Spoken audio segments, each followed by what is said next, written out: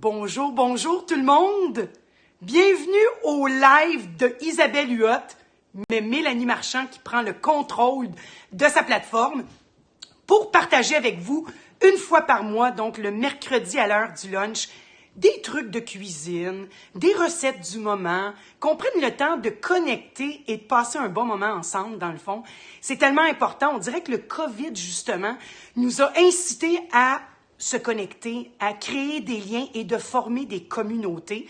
Et c'est ça qui est agréable, c'est qu'une fois par mois, moi, je m'en viens dans la communauté d'Isabelle et je viens vous partager, dans le fond, mon quotidien à tous les jours avec mon tablier et ma grande passion de l'alimentation.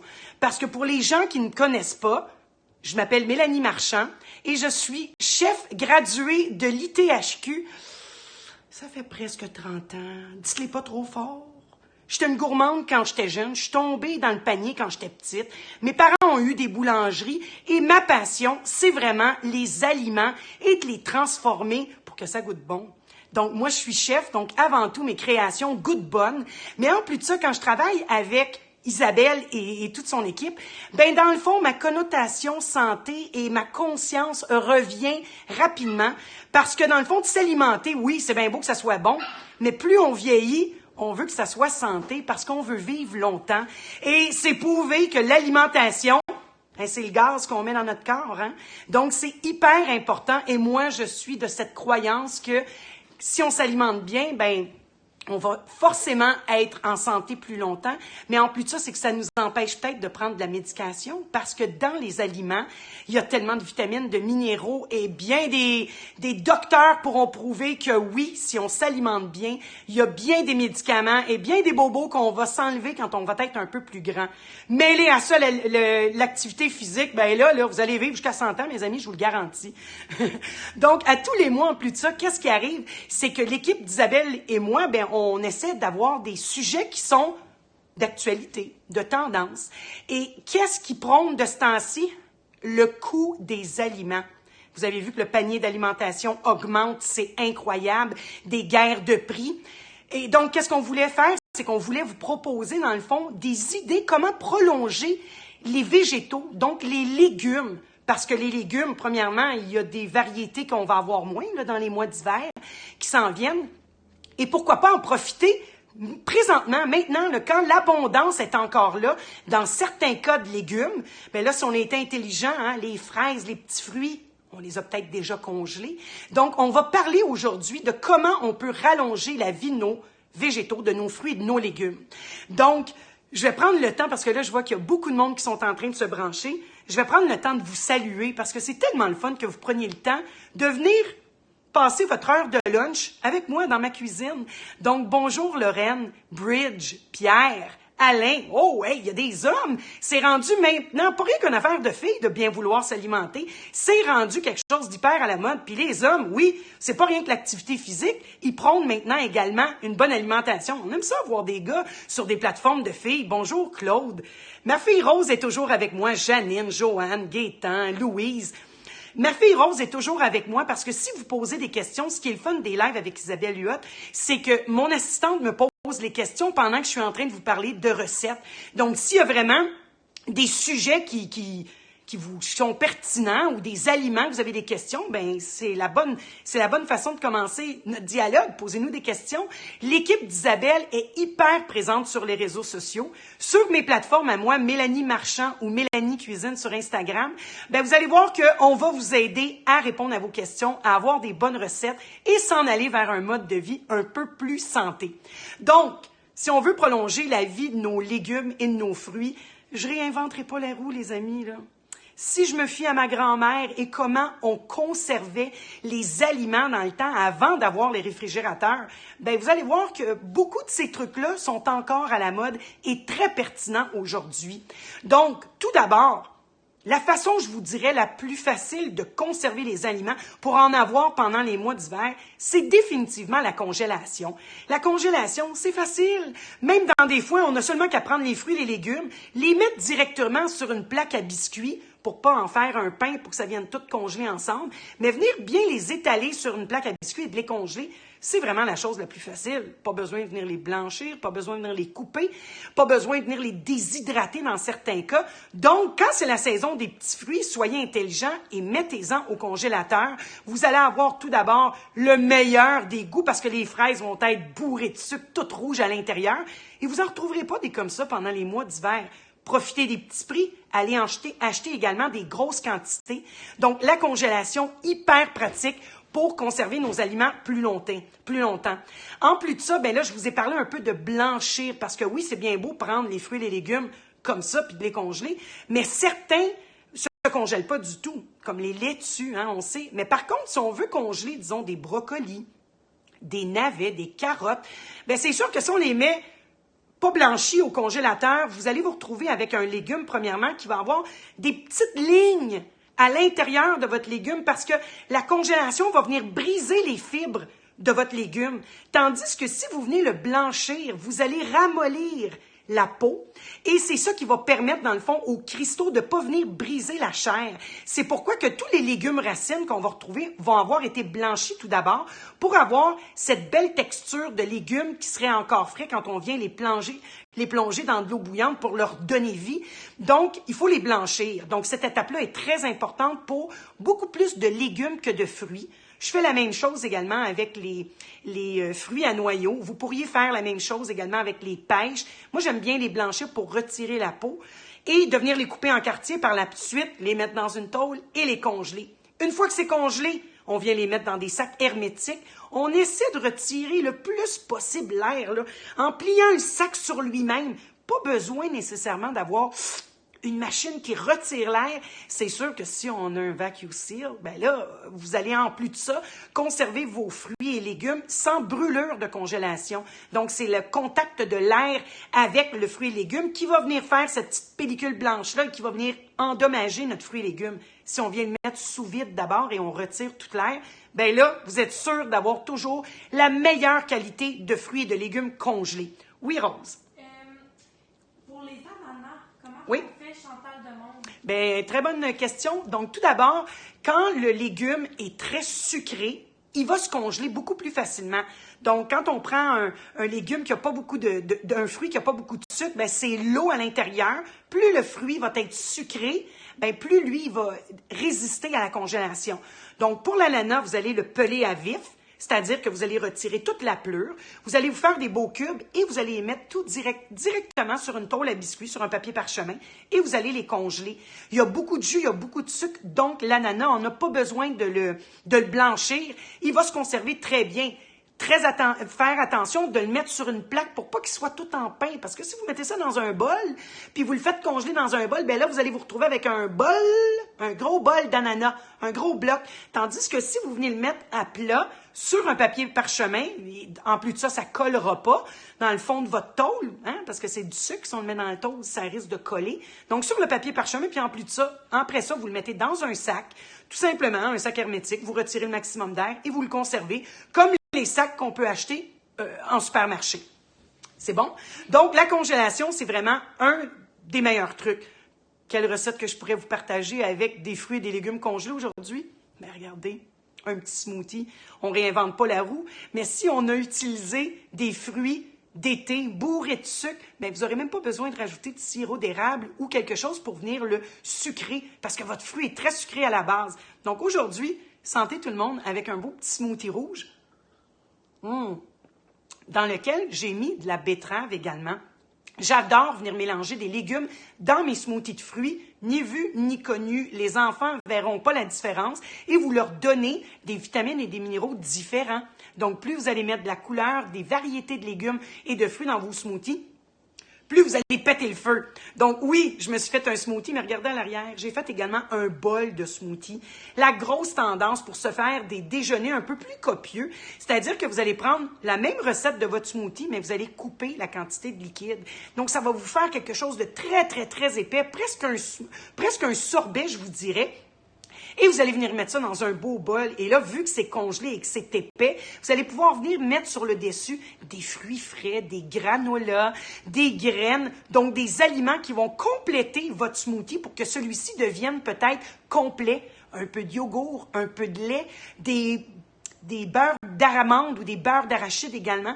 Donc, c'est super bon, ça donne de la texture, puis on peut mettre beaucoup de leftovers ou de petites choses qu'on ne veut pas qu'ils passent dans les bols. Essayez ça, vous allez voir, je vais vous partager ma recette. C'est délicieux, autant en breuvage qu'en bol qu'on mange à la cuillère. Oui, Rosette? J'ai Julie ici qui dit un smoothie citrouille, date et pêche. Oh, que ça doit être bon, ça!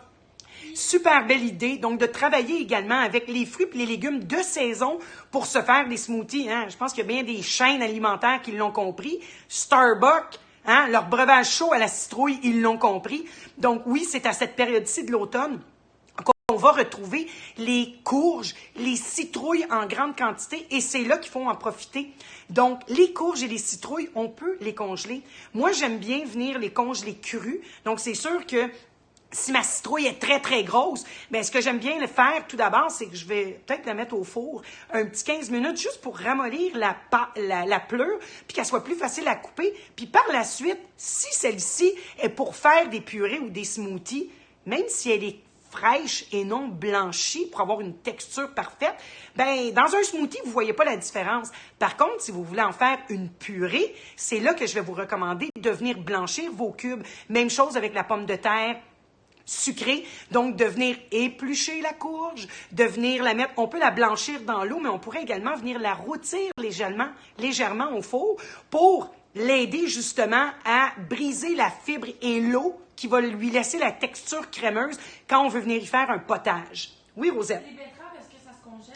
Ben, les betteraves, ça se congèle puis ça se congèle pas, hein, parce qu'il y a des gens qui vont dire « Ouais, mais Mélanie, ça se congèle pas très bien » pour avoir des textures crémeuses. Vous avez raison, parce que la chair va être brisée. Même si on vient les faire blanchir, on dirait que le taux de sucre à l'intérieur, ben peut-être la composante, c'est que ça va vous donner des petits grains et l'eau va en ressortir rapidement.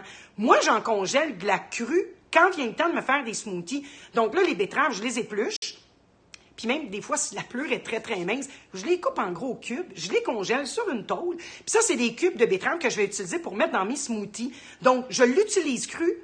Et on peut l'utiliser cuite également, la betterave. Mais si vous la congelez, vous allez avoir vraiment comme la chair qui va être scarifiée, comme ça elle avait eu là, vraiment une grosse cicatrice. Mais vous pouvez la congeler, comme je vous dis, pour faire des potages ou des smoothies. Quelque chose qu'on va venir blender et non pour avoir un légume crémeux et dans la meilleure texture possible. Par contre, avec les betteraves, je vous recommande de faire des marinades. Parce que de se faire des marinades, c'est la deuxième façon peut-être qu'on connaît le plus pour conserver nos aliments longtemps tout l'hiver. Donc là, si vous voyez en arrière, j'ai toute la famille, là, les tomates, la compote de pommes. J'ai des asperges, même dans le temps des asperges, ce qu'on fait, c'est qu'on vient les blanchir quelques minutes, puis on vient mettre un mélange soit de saumure vinaigrée ou, dans mon cas ici, un mélange d'huile d'olive avec des épices. On vient stériliser le tout dans un gros chaudron d'eau chaude, le tout dépendant du nombre de minutes de cuisson que vous allez les laisser, bien, la texture de l'asperge. Donc, regardez, là, ça, là, c'est encore la meilleure façon de conserver nos aliments quand ils sont en grande quantité et que c'est la période, surtout pour les aliments qui se congèlent un peu moins bien. Donc, la betterave ici, vous êtes chanceux? Je vais vous donner ma recette de betterave familiale. Ça fait des années qu'on fait des betteraves. Nous, on est des amateurs. Avec un pâté chinois, il n'y a rien de meilleur que des betteraves maison. Puis en plus de ça, c'est à vous de choisir la quantité de sel et de sucre que vous allez mettre dans votre saumure. En plus de ça, pas d'agent de conservation pour les conserver longtemps quand on les fait maison. Pas de produits qu'on ne connaît pas l'appellation. C'est ça qui est le fun de faire nos marinades maison. On choisit les ingrédients qu'on met à l'intérieur, puis on choisit la saveur également. Dans ma famille, les betteraves, il n'y a pas de clous, il n'y a pas d'épices, il n'y a rien. C'est juste de l'eau, du vinaigre, du sel et du sucre. Si ça vous tente d'avoir la meilleure recette, bien, ça va me faire plaisir de vous la partager. Puis en plus de ça, avec mes marinades, je voulais vous montrer pourquoi c'est tellement pratique des marinades. Regardez ici, une salade de betteraves marinée. Les gens vont dire, betteraves marinées, tu mets ça dans une salade, c'est tellement bon. Vous allez moins mettre de vinaigre dans votre vinaigrette, tout simplement. Ici, je viens mélanger avec des oranges super super bon. J'ai mis de l'orge aujourd'hui. J'aurais pu utiliser du couscous, un restandri, de venir mettre, dans le fond, quelque chose qui va me soutenir avec mes betteraves pour que cette salade-là devienne une salade repas. Savez-vous combien de temps ça m'a pris de faire cette salade-là? Je vous dirais 7 minutes. Le temps de peler mon orange à vif. J'ai toujours une petite vinaigrette du moment, moi, dans mon frigidaire, dans un petit pot maçon. Ben là, si j'ai un petit peu de jus d'orange, je vais venir rajouter ce petit jus d'orange-là à ma vinaigrette qui dormait dans le frigidaire. Je viens de lui donner une saveur différente du moment. Puis là, j'utilise ce que j'ai. C'est la saison des pommes grenades qui viennent de sortir, des beaux antioxydants qu'on a 1 ou 2 fois par année, là, quand c'est la saison. C'est le temps d'en profiter. Regardez comment ça a de l'air beau, que ça a de l'air bon. Même si c'est avec des betteraves marinées, ça va être aussi bon que si c'était des betteraves fraîches. J'aurais pu faire la même recette avec des betteraves crues, parce que la betterave se mange crue également. C'est très, très croquant. Je vous recommande que si vous mangez la betterave crue, de venir la faire en fines tranches à la mandoline. C'est bon, c'est croquant, c'est super subtil et vous allez venir le mélanger avec de la betterave cuite. 2 textures, super bon. Vous pouvez également faire la même chose avec les betteraves oranges. Justement, j'avais fait cuire des betteraves oranges, puis j'ai tout simplement oublié de les mettre à l'intérieur. Mais je serais venue mélanger la betterave que j'ai cuite au four avec de la betterave crue et mes betteraves marinées. Hey, là, je pourrais même dire que je pourrais présenter ça, cette salade-là, dans un concours, tellement que ça serait de tendance et de circonstance dans des grands restaurants. Regardez, petit prix également. C'est à ce temps-ci de l'année que les betteraves coûtent pratiquement rien. Des fois, vous allez avoir des 10 livres, là, des 5-10 livres, ou même des 20 livres pour 5-10 $. Profitez-en. Faites des marinades. Conservez-les pour les mois d'hiver où est-ce que ça devient beaucoup plus dispendieux, puis où est-ce qu'on a moins le goût de cuisiner également. Donc, une belle salade avec des betteraves marinées, dans ma cuisine, c'est un must pour rallonger la durée de vie de mes betteraves. Ensuite, c'est la saison des pommes. Je vous ai parlé des compotes. Donc là, vous voyez en arrière la petite compote de pommes? Bien, pourquoi? Parce que la compote et les confitures, c'est une autre façon de conserver nos aliments, nos fruits et nos légumes plus longtemps. Donc, qu'est-ce qu'on fait? C'est qu'on les fait cuire longtemps. Ici, moi, même, je pourrais vous l'appeler pratiquement un beurre de pommes. On le fait cuire même à la mijoteuse. Vous allez même mettre les pommes entières. Il y a tellement de recettes pour venir se faire des compotes ou des beurres de pommes. Donc, on utilise les pommes à ce temps-ci de l'année. On en fait des compotes. Mais si on s'est acheté un gros bac de pommes, qu'est-ce qu'on fait pour le conserver? Vous savez que les pommes qu'on cueille à ce temps-ci de l'année, c'est sûr qu'on va manger jusqu'au mois de mai l'année prochaine, là. Hein? Donc, comment que les producteurs là, de pommes font pour les conserver? La chambre froide. La chambre froide, c'est un autre outil extrêmement important si on veut conserver nos légumes et nos fruits longtemps. Ma grand-mère, le caveau, là, hein? Elle descendait tous ces petits pots de marinade pour qu'ils soient dans un endroit frais et sec. Bien, ça fonctionne encore aujourd'hui, les amis. Et si vous avez rien qu'un appartement, vous habitez au 3e étage, puis il fait chaud chez vous, bien, c'est sûr que dans votre cuisine, il y a un petit spot, une petite armoire qui est toujours à l'ombre, bien, et qui est peut-être la plus froide de votre maison. Bien, c'est là que vous allez conserver vos pommes, vos navets, vos carottes, tous vos légumes racines. C'est dans l'endroit à l'ombre et le plus frais de votre maison. Puis si en plus de ça, vous trouvez qu'il fait encore trop chaud, bien, certains de mes oncles et des gens un peu plus âgés conservaient même leurs légumes racines dans soit du sable ou de la terre. Oui, parce que là, vous allez garder l'ombre, le fruit et le légume va être sous la terre ou sous le sable, il va garder toute l'humidité, ou s'il n'y a pas besoin d'avoir d'humidité, le sable, c'est plus sec, puis il va être toujours à l'ombre. Donc, même s'il fait très, très chaud dans votre maison, des fois, un bac de sable pour cacher certains légumes pourrait être encore une solution. Faites des recherches, vous allez voir que sur Google, il y a bien des façons qu'on ne pense pas que la chambre froide peut être mise à l'honneur. C'est-à-dire que dans un sous-sol à la maison, c'est formidable. Vous allez conserver vos gros sacs là, d'oignons. Par contre, à la place de les laisser dans le gros sac, là, tout un par-dessus l'autre, essayez de les mettre dans quelque chose d'un peu moins épais, qui en ait peut-être 1 ou 2 d'épaisseur. Ça va aider également vos légumes à rester frais plus longtemps. Si vous les mettez tout en pain dans le gros sac, bien, des fois, ceux dans le milieu, c'est eux qui vont prendre toute l'humidité, puis c'est là que les racines vont commencer à se faire et que le légume va se conserver moins longtemps. Donc, si vous êtes capable de les mettre dans des bacs, tu sais, les bacs Rubbermaid, là, bien, moi, j'aime bien venir mettre mes légumes racines, puis les mettre à plat dans des bacs. Je les mets même des fois avec un couvercle si je veux pas que les animaux viennent les manger. Mais là, on parle des animaux, je parle de mes chiens et de mes chats. Hein? Je parle pas de souris et de rats. Mais c'est ça. Donc, si vous avez des animaux, dans les bacs de Rubbermaid, c'est vraiment formidable de conserver les légumes racines tout l'hiver. Le chou également, toute la famille des choux.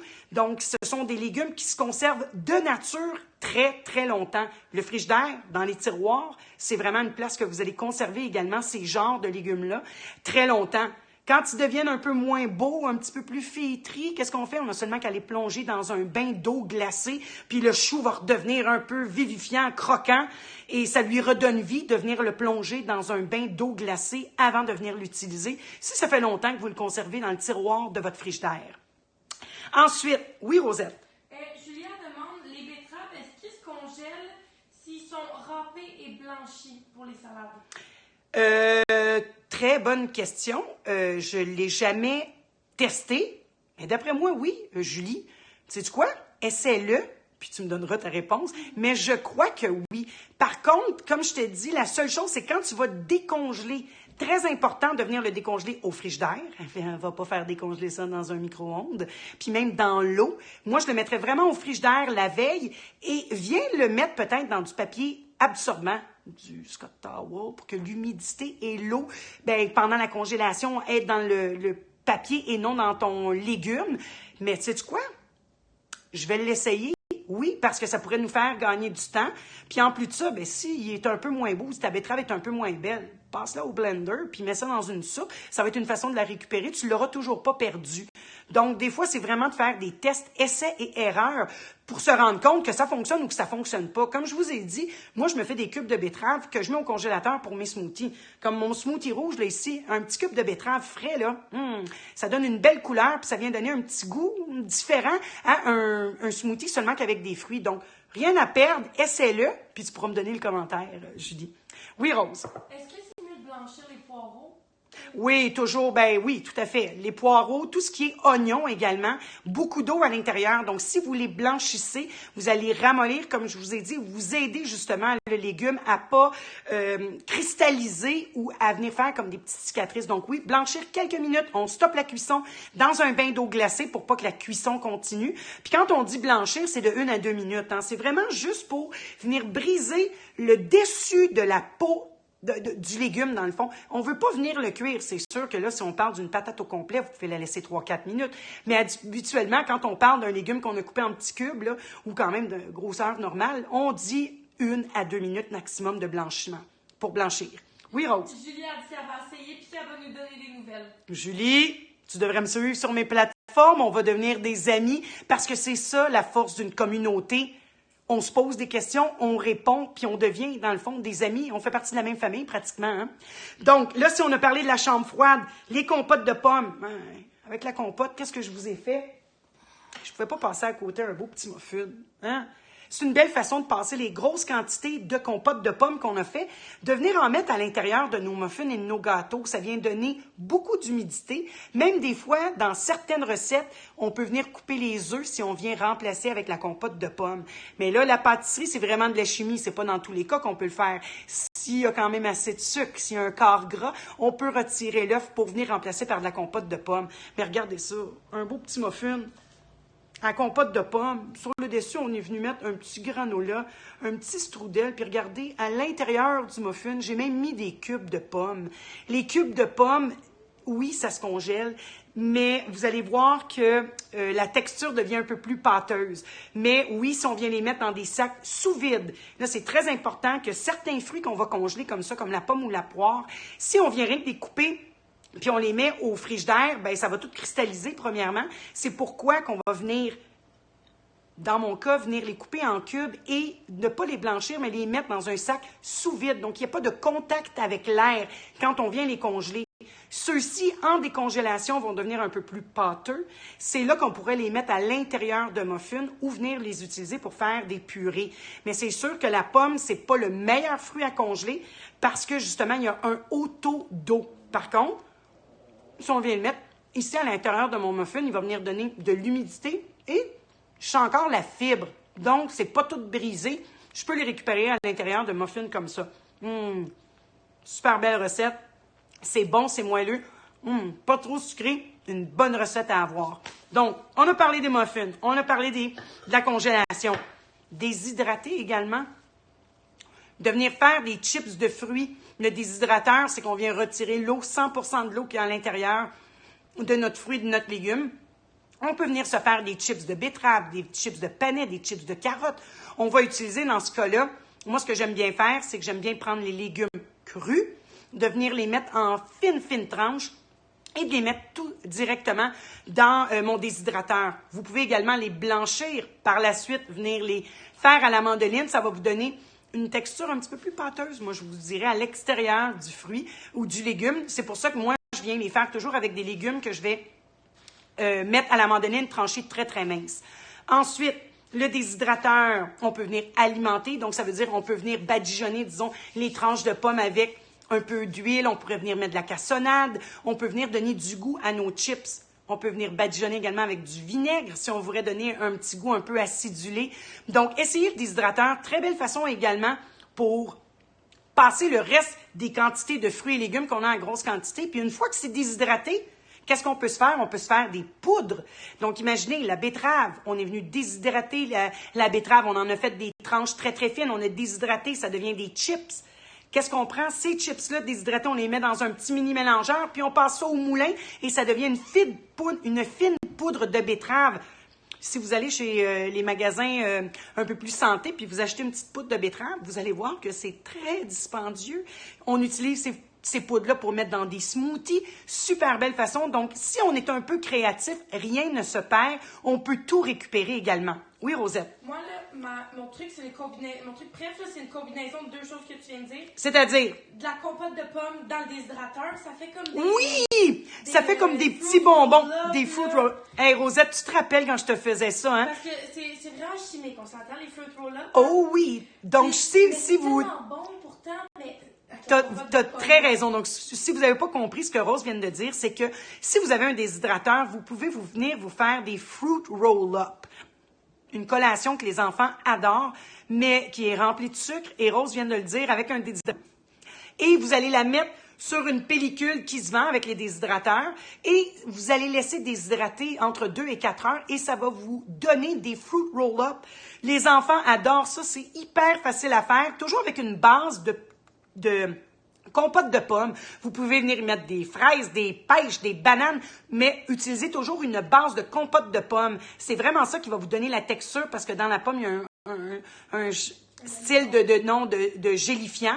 Donc, dans la pectine naturelle de la pomme, dans le pépin de la pomme, il y a une gélatine naturelle et c'est ça qui fait que ça devient presque un bonbon. Donc, le déshydrateur, très pratique également si on veut conserver des légumes longtemps. Donc, on déshydrate et pensez également à faire des poudres. C'est la grosse tendance, d'accord? Puis, on finit, dans le fond, les recettes que j'ai. Ben oui. Les courges, je vous ai parlé que c'était la saison des courges, mais regardez ici, les courges, certaines, vous allez les trouver seulement à ce temps-ci de l'année, c'est-à-dire que les courges poivrées, les délicata, des petites courges qu'on trouve seulement qu'à ce temps-ci de l'année, puis après ça, en hiver, il n'y en a plus en épicerie. C'est vraiment le temps d'en profiter. Et ces courges-là, ici, dans le fond, j'ai pris une courge poivrée. Pourquoi j'ai pris celle-ci? Parce qu'on connaît beaucoup la courge butternut. La poivrée, on la connaît un peu moins, mais ce que j'aime de la courge butternut, de la poivrée ici, c'est que quand elle est au début de la saison, là, comme là, elle est encore très fraîche, la courge, ben, la peau est beaucoup plus mince. Et quand on la fait griller au four, comme celle-ci, donc quand ça sort du four, c'est tout croustillant, la peau, on peut la manger.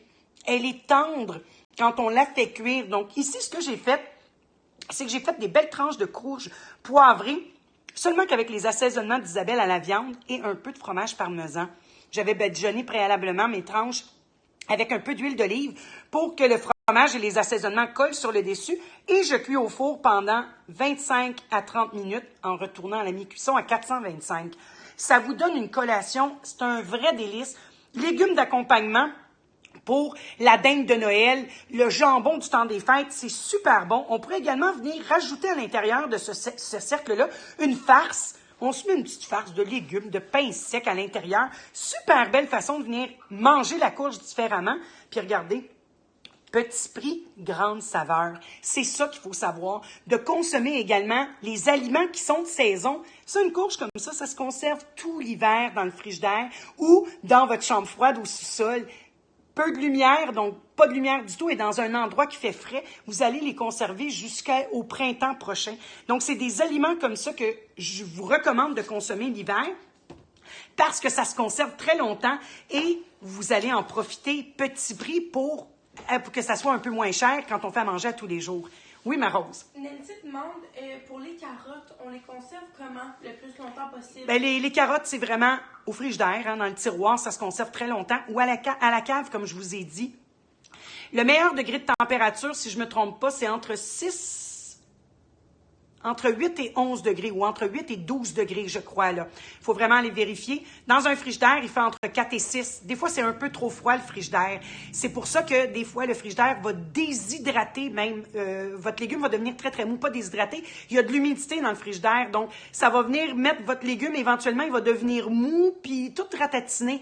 Donc, dans un endroit frais, au sous-sol, dans un bac où est-ce qu'il n'y a pas de lumière et où est-ce qu'il fait frais. C'est vraiment la meilleure façon de les conserver, les carottes. Sinon, ça se conserve déjà très longtemps. Vous allez voir que des fois, il y a des petites racines qui vont venir commencer à pousser auprès de la carotte. Épluchez tout simplement, même si elle devient visqueuse. Rincez-la sous l'eau. Vous avez seulement qu'à l'éplucher, puis en dessous, la chair est encore très bonne. Donc, la carotte, là, avant qu'elle soit plus bonne, c'est comme la pomme de terre. Ça prend du temps. Sinon, faites seulement qu'enlever les parties qui sont moins belles, puis votre légume va être aussi bon. Ça va bien, Rosette? Oui. Les gens comprennent bien? Oui, tout à fait. Donc, je pense qu'on a passé au travers les petits trucs qu'on voulait vous partager, l'équipe de Isabelle et moi. Donc, c'est vraiment de la façon que vous allez conserver vos fruits et légumes qui va leur donner leur longévité. On n'oublie jamais la congélation. On pense aux marinades. Puis, n'oublie pas que les marinades, là, ça fait tellement des beaux souvenirs. C'est une activité qui vaut la peine de faire avec des amis, avec la famille. Moi, en tout cas, dans la famille Marchand, c'est un des plus beaux moments du fin de l'été et des débuts de l'automne, c'est de se faire des marinades maison. Congélation, marinade, déshydraté, la chambre froide, n'oubliez pas, un endroit où est-ce qu'il fait frais et sec, où est-ce qu'on peut conserver nos légumes beaucoup plus longtemps.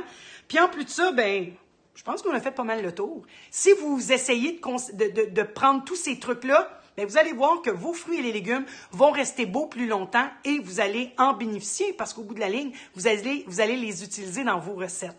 J'espère que ça répond à certaines de vos questions, que ça vous donne peut-être le goût de faire des marinades, d'essayer une des recettes que je vous ai proposées aujourd'hui. Bien, en tout cas, les recettes sur la plateforme d'Isabelle, on va vous les partager dans les quelques jours qui suivent.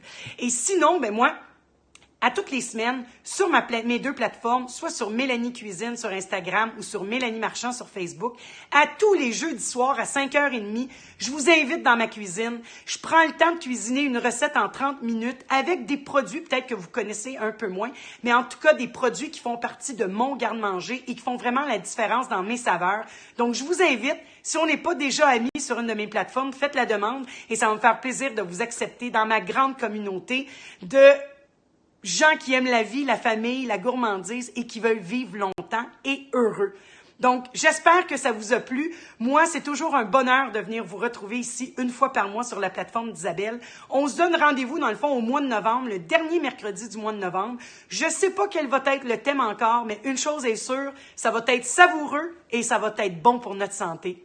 Passez un super de beau mois de novembre, tout le monde. Puis on se voit bientôt sur la plateforme d'Isabelle pour un autre lunch gourmand et intéressant avec Mélanie Marchand. À bientôt, tout le monde. À bientôt. Bye bye. Bye, ma Rose. Merci d'avoir été avec moi. Un plaisir. À bientôt, tout le monde.